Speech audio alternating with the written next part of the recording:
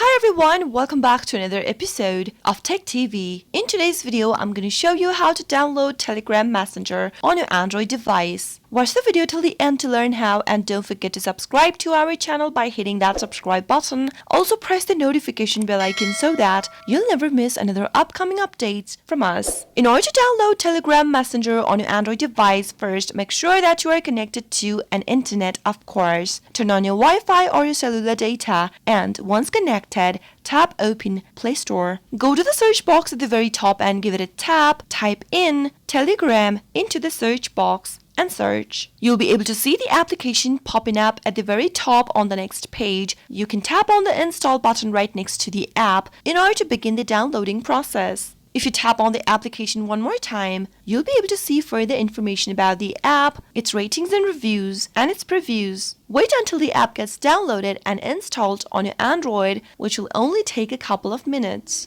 Once done, you should see an open button popping up. If you tap that on, your application will be launched on and is ready for use. That is how you can easily download Telegram Messenger application on your Android device quick and easy. I hope the tutorial was helpful. If it was, go ahead and give us a thumbs up. I'll be back soon with more tutorial videos like this. Thanks for watching.